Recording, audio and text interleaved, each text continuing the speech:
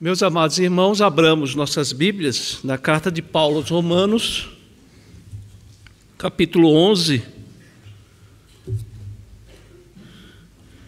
Nós vamos ler os versículos 33 a 36. Carta de Paulo aos Romanos, capítulo 11. Versículos 33 a 36. Há muitas maneiras de você dividir a carta de Paulo aos Romanos. Uma delas é nós compreendermos Romanos como dois grandes blocos. O primeiro bloco é doutrina. O segundo bloco é prática. Então Paulo, ele expõe a doutrina da salvação pela graça, mediante a fé, do primeiro capítulo ao capítulo 11, e depois, a partir do capítulo 12, até o último capítulo, ele vai trazer para nós implicações práticas. É como se ele estivesse respondendo a seguinte pergunta: depois de tudo que nós vimos, depois de tudo que nós consideramos, como nós devemos viver? E agora, como viveremos? Nós vimos que ele falou a respeito do pecado, da justificação, perdão dos pecados. Ele falou da ação de Deus em nos santificar. Ele falou do papel do Espírito Santo nesse processo. E nessas últimas oportunidades nós temos trabalhado os capítulos 9 a 11 com relação à nação de Israel. E quando Paulo termina de expor toda essa doutrina, depois dele expor o plano eterno de Deus da salvação, ele termina com um hino. O apóstolo Paulo termina aqui com um hino. Então você deveria imaginar aqui o apóstolo Paulo explicando, e aquilo vai enchendo o coração dele de alegria, ele vai se empolgando com aquelas verdades espirituais, vendo o plano de Deus, vendo como Deus vem administrando a história, e de repente ele para e canta, ele para e louva ao Senhor. Então hoje nós vamos considerar esse hino, vamos ver essa doxologia, essa é a palavra técnica. Doxologia significa uma palavra de louvor, uma palavra de adoração, um engrandecimento ao Senhor. Acompanhe então a leitura, que diz assim: ó profundidade da riqueza, tanto da sabedoria como do conhecimento de Deus! Quão inexplicáveis são os seus juízos, e quão insondáveis são os seus caminhos. Pois quem conheceu a mente do Senhor? Ou quem foi o seu conselheiro? Ou quem primeiro deu alguma coisa a Deus, para que isso lhe seja restituído? Porque dele, e por meio dele, e para ele são todas as coisas. A ele seja a glória para sempre. Amém. Meus irmãos, esse texto do apóstolo Paulo, inspirado por Deus, numa das mais belas mensagens da teologia paulina, ele manifesta então essa atitude de adoração, um hino que enaltece o nosso Deus. E é muito oportuna essa mensagem nos dias de hoje, quando as pessoas, elas tiram o foco de Deus, elas tiram o foco de Cristo e colocam no homem. E quando é feito isso, eles acabam indo na direção oposta, indo na direção contrária à que Deus estabeleceu para as nossas vidas. E podemos fazer aqui uma pergunta, irmãos: em que circunstâncias o apóstolo Paulo escreveu esse texto? Será que ele escreveu porque recebeu uma grande bênção material?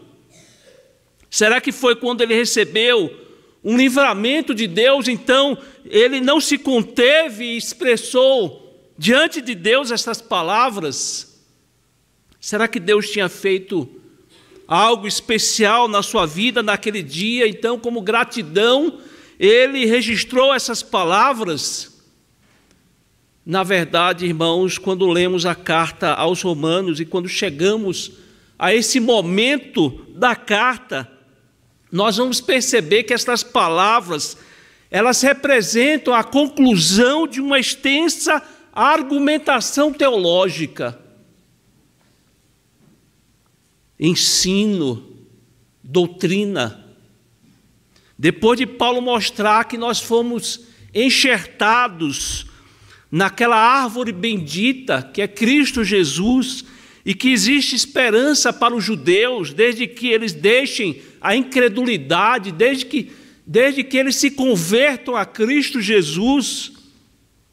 Depois de escrever, afirmando a imutabilidade dos propósitos de Deus, dos planos eternos de Deus, como diz o versículo 29, porque os dons e a vocação de Deus são irrevogáveis. Depois de evidenciar essas verdades teológicas profundas, irmãos, ele vai apresentar então essa doxologia, um hino a Deus, exaltando o caráter de Deus. E aqui Paulo é levado a explodir de adoração e louvor a Deus. Aqui também, irmãos, nós encontramos uma ponte que vai nos levar ao capítulo 12, que, como eu disse, é o início da parte prática. Como deve viver o crente diante de tantas verdades e conhecimentos? Nós, presbiterianos, somos conhecidos como estudiosos, que nos aprofundamos na doutrina, mas o que nós devemos fazer com ela, irmãos? E Paulo, então, a partir do capítulo 12, é por isso que ele começa: rogo-vos, pois, pelas misericórdias de Deus, vivam estas verdades, pratiquem essas verdades.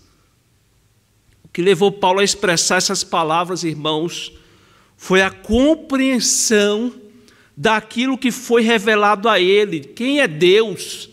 O que Deus fez? O que Deus faz? O que Deus fará?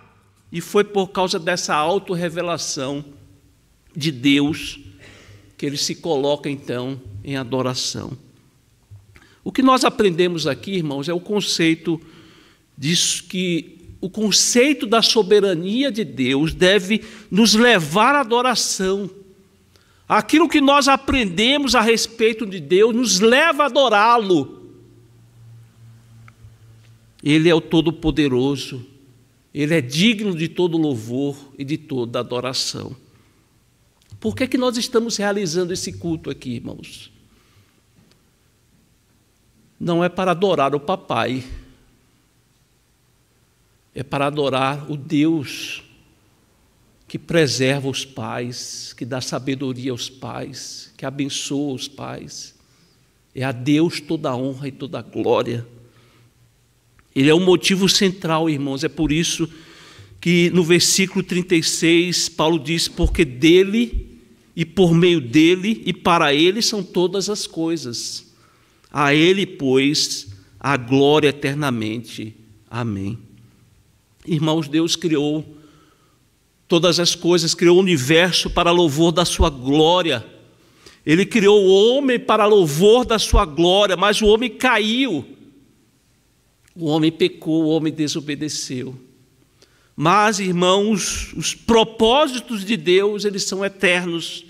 E assim Deus, estabelecendo o plano eterno de salvação através de Cristo Jesus, essa obra que não visa somente, aliás, não é nem mais o mais importante, não é a salvação do homem. O mais importante em tudo isso é que o nome de Deus seja glorificado. Veja o que nos versículos 33 e 34, Paulo destaca que somente ele merece toda a glória, toda a honra, porque ele é o maior, ele é o todo-poderoso. Deus está acima de todos, Deus está acima de tudo. Ele criou as coisas visíveis e invisíveis. Não existe ninguém comparável, semelhante a ele. Quando Moisés ele foi intimado a libertar o povo da escravidão do Egito, ele pergunta a Deus: Senhor, quando chegar diante de Faraó e eles me perguntarem quem te enviou, o que é que eu devo dizer, Senhor? E a resposta de Deus foi: você dirá, eu sou, me enviou a vós outros. Eu sou o nome eterno de Deus, irmãos. O Senhor é aquele que não tem princípio nem fim. E nós estamos falando aqui, irmãos, nós estamos adorando ao Deus que não muda, o Deus que é perfeito. Nós mudamos, irmãos. Nós mudamos, não é verdade? A todo momento nós estamos aprendendo a cada dia. A todo momento nós estamos num processo de santificação. Quantas mudanças ocorrem na nossa vida. Quantos aprendizados. Quantas lutas que nos levam a amadurecer.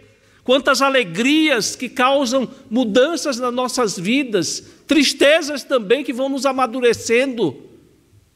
O próprio apóstolo Paulo, escrevendo aos Coríntios, ele diz: quando eu era menino, falava como menino, sentia como menino, pensava como menino.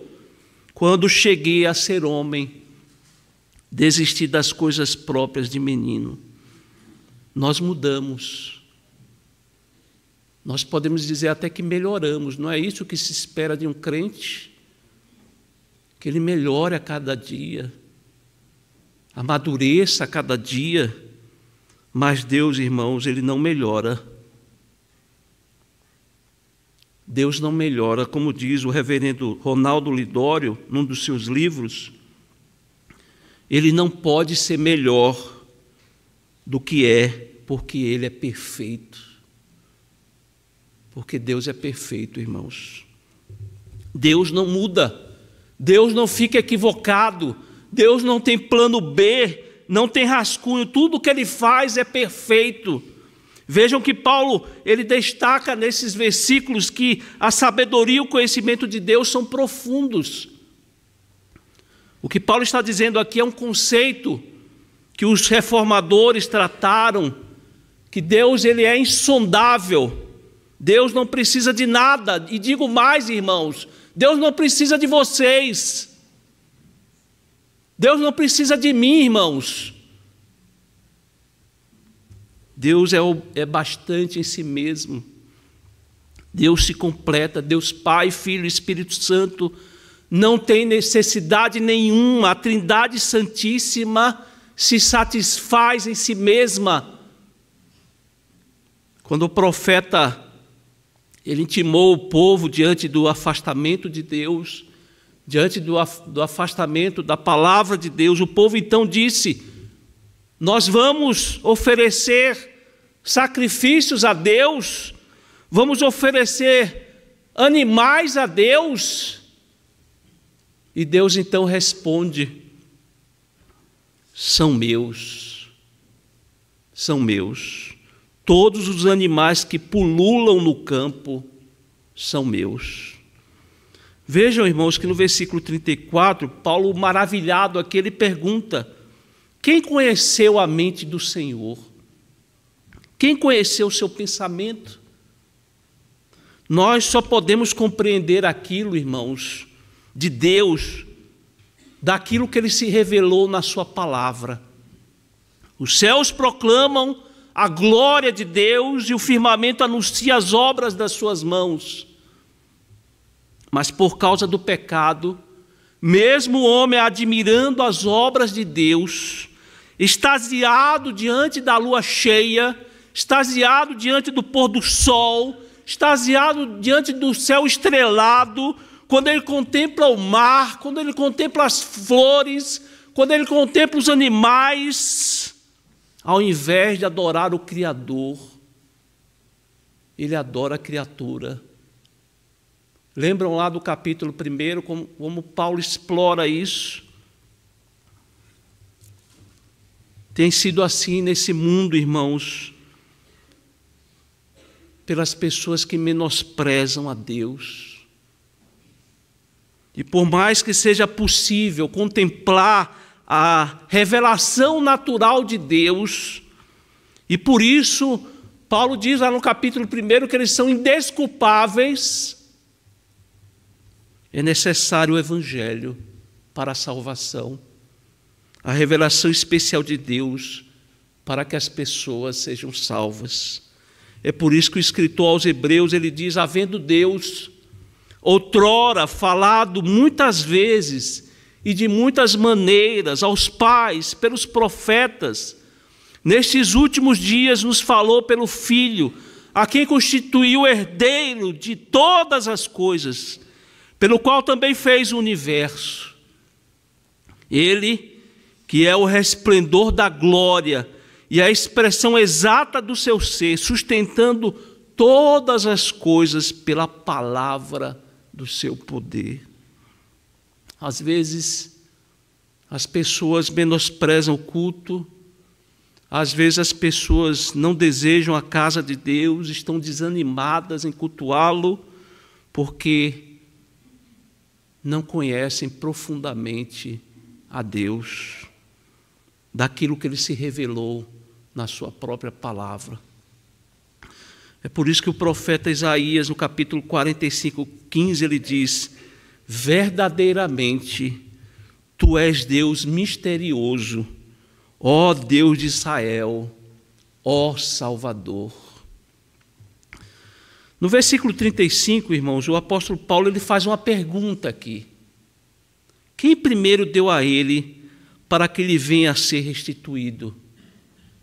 Sabe o que significa isso na prática, irmãos?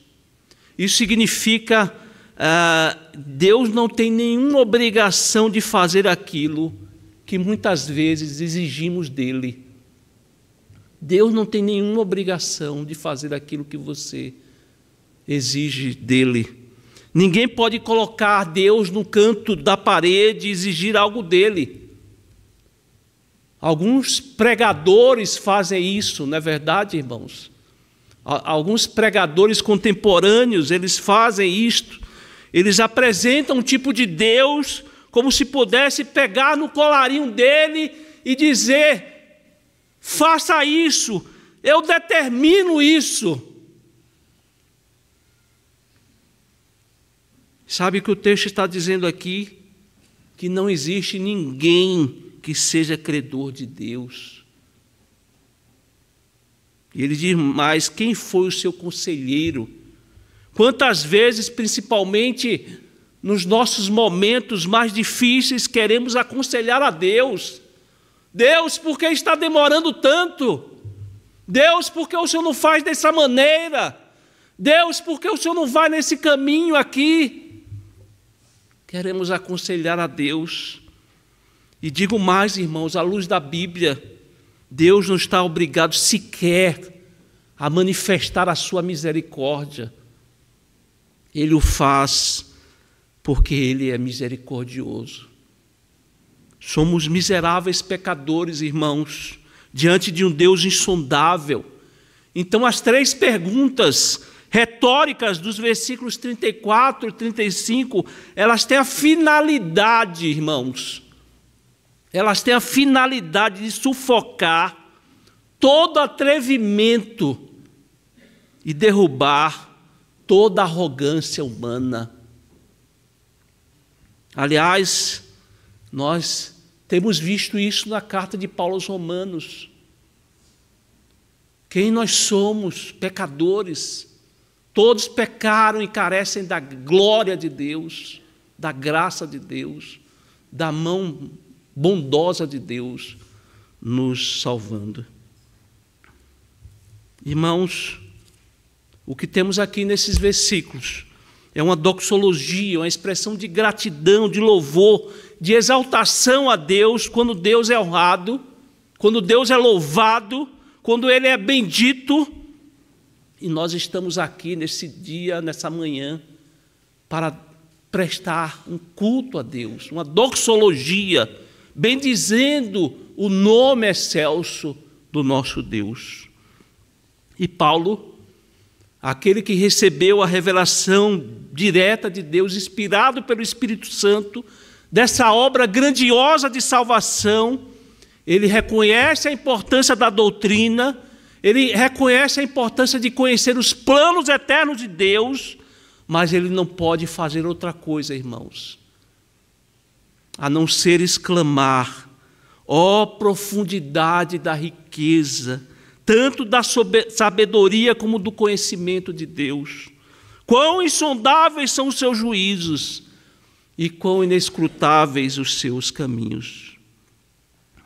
A coisa mais estúpida, irmãos, a coisa mais idiota do ser humano é questionar a autoridade de Deus, é questionar os seus desígnios, é duvidar dos seus propósitos, é insinuar que Deus não é justo, é insinuar que os seus caminhos não são corretos. Quem foi o conselheiro do Senhor?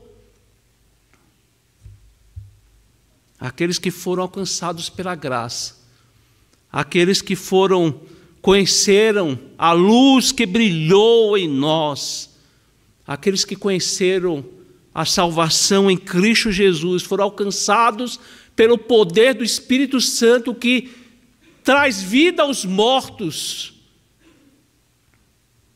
Não podemos, irmãos, nós que fomos alcançados pela graça, nós não podemos fazer outra coisa senão bendizer o nome de Deus. Reconhecer isto que Paulo faz aqui, porque dele e por meio dele e para ele são todas as coisas. A ele, pois, a glória eternamente. Amém. Essa é a lógica divina, irmãos. Essa é a lógica do crente. Tudo termina em adoração. Essa é a mente cristã, a mente do crente. Tudo a partir de tudo que nós aprendemos, a partir de tudo que nós conhecemos, desejar ardentemente adorar a Deus. A Deus seja a glória para sempre. Amém. Eu queria trazer somente uma aplicação diante de tudo que nós vimos aqui. Consideramos esses versículos tão maravilhosos, tão belos. Eu gostaria de trazer apenas uma aplicação para as nossas vidas. E qual é a aplicação, irmãos? É que nós precisamos tirar tempo, nós precisamos pensar, contemplar os planos de Deus. Nós temos que fazer esse exercício, irmãos. Contemplar essa palavra bendita que revela o plano eterno de Deus de nos salvar. Nós temos que fazer esse exercício que o apóstolo Paulo fez, de se debruçar sobre a história da salvação, procurar compreender o plano de Deus, suas nuances, suas particularidades, porque esse exercício espiritual, irmãos, vai fazer bem para a sua alma. Esse exercício vai fazer bem para a sua alma, vai produzir sentimentos santos. Sentimentos santos, irmãos, nós precisamos disso. Sentimentos santos, e aqui nós estamos falando de uma boa emoção. É uma emoção produzida pelo Espírito Santo. As autênticas emoções da fé, elas não são produzidas por meio de indução psicológica, musical, através de frases de efeito, como, por exemplo, hoje vai ser o seu dia da vitória, como, por exemplo, hoje você vai receber a sua bênção, hoje você vai ter a sua causa resolvida. Não, irmãos. É por meio da meditação desse plano glorioso que nós somos incentivados a adorar a Deus. exaltar o seu nome, porque esta contemplação, irmãos, de forma primorosa, como Deus vem conduzindo, vem tratando a história, nos movimenta a falar bem do Deus Todo-Poderoso. Diante da palavra, diante da doutrina, do conhecimento do plano eterno de Deus, nós somos humilhados, irmãos. O nosso coração se alegra, nós ficamos gratos a Deus.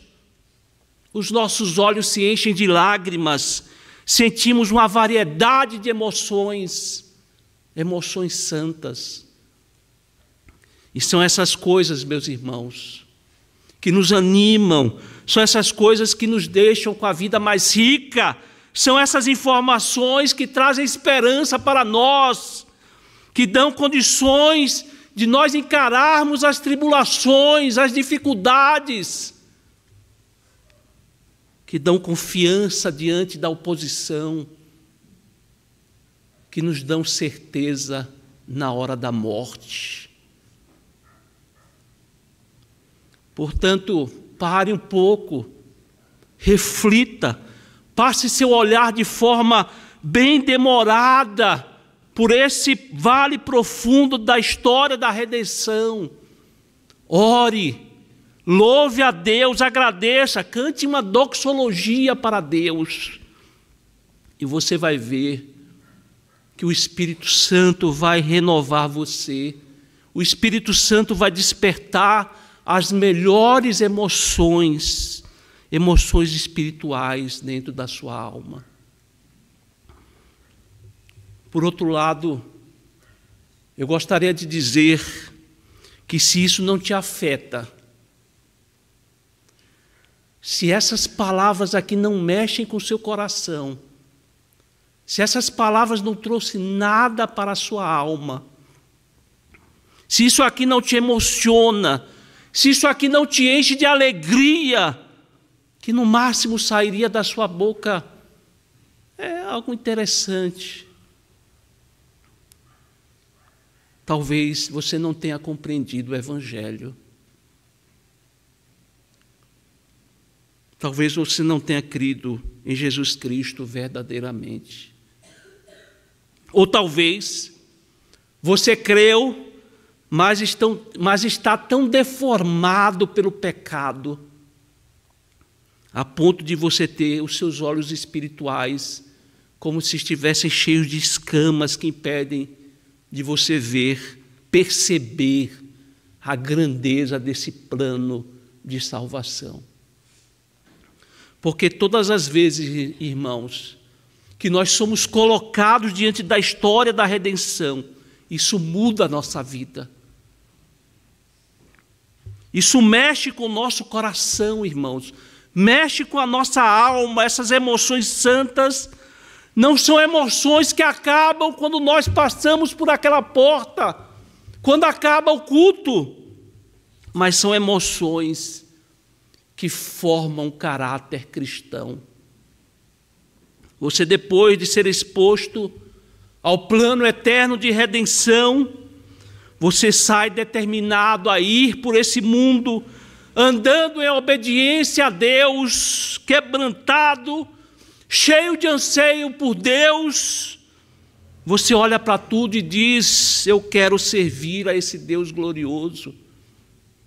Eu quero amar a esse Deus grandioso, eu quero ser fiel. Eu quero sair por aí mostrando às pessoas o quanto Ele é belo, o quanto Deus é poderoso, o quanto Ele é sábio.